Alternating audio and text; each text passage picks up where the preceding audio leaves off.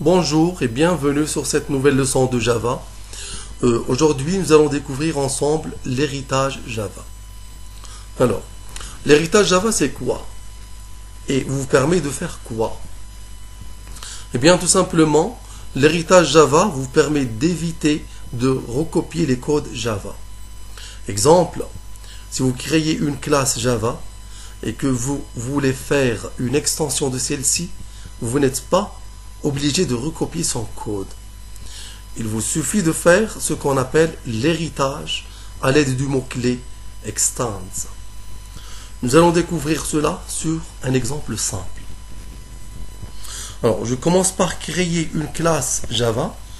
Je l'ai nommée ici personne sur un package que j'ai nommé personne. Public classe personne. Public string nom. Chaque personne possède un nom.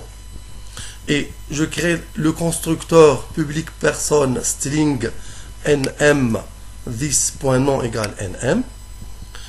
Et je vais ensuite créer une autre classe que je vais nommer employé et qui va hériter de la classe personne.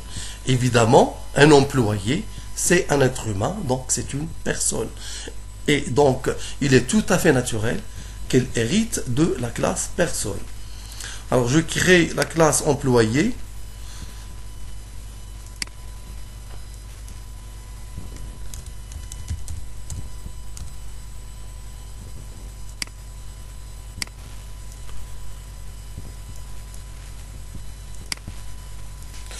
Alors, évidemment, un employé, c'est une personne. Donc, elle va hériter de la classe personne. La classe personne possède un nom. Donc, automatiquement, la classe employé possède aussi un nom. Alors, pour que la classe employé hérite de la classe personne, je dois ajouter ici extends le nom de la classe personne. Alors, vous voyez qu'Eclipse me signale ici une erreur, tout simplement parce que je dois créer un constructeur pour la classe employé. Public employé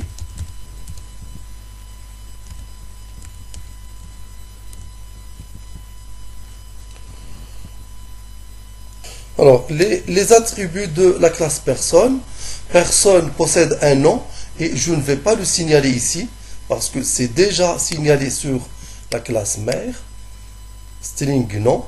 Donc, employé possède automatiquement l'attribut nom. Je vais ajouter à la classe employé, je peux ajouter par exemple le salaire. J'ajoute int salaire. Et je mets les attributs ici à l'intérieur du constructeur. Je vais mettre le nom ici string nm virgule int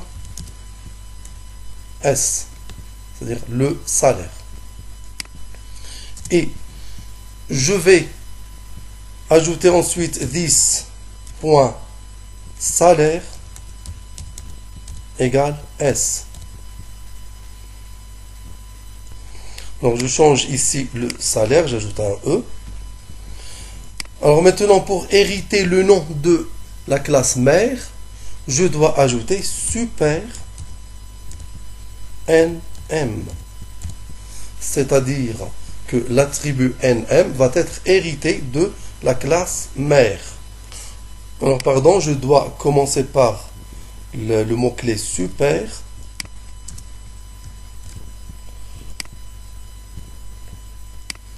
Alors maintenant, ici, je vais faire l'instanciation.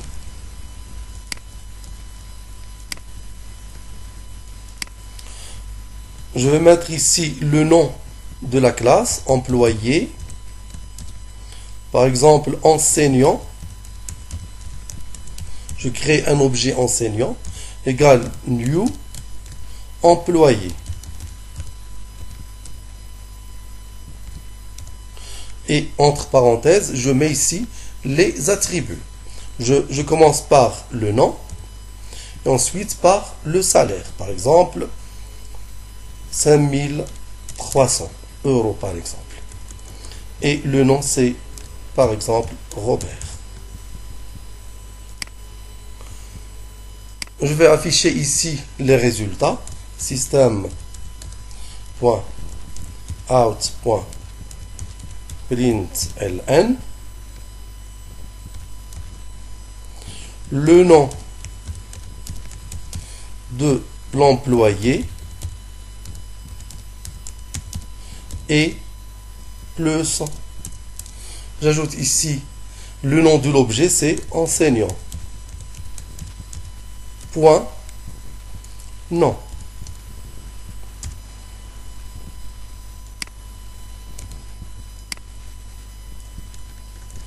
Et j'affiche ensuite le salaire.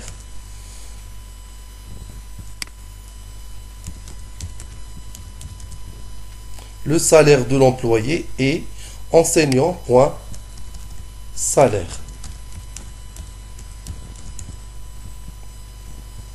Je peux ajouter ici, plus, j'affiche un texte, par exemple, il va m'afficher le salaire en euros.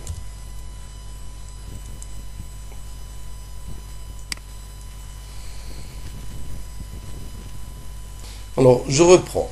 J'ai créé ici une classe employé qui hérite de la classe personne à l'aide du mot-clé extends. Employé extends personne. Regardez ici, personne possède l'attribut non. String non. Je ne l'ai pas mis ici parce que l'attribut non sera automatiquement hérité par la classe employé, puisque employé hérite de la classe personne, donc elle hérite même les attributs. Et par suite, elle va hériter l'attribut non.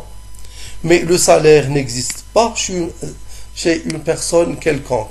Par exemple, une personne qui ne travaille pas, elle n'a pas de salaire. Mais ici, employé, il travaille, donc il possède un salaire.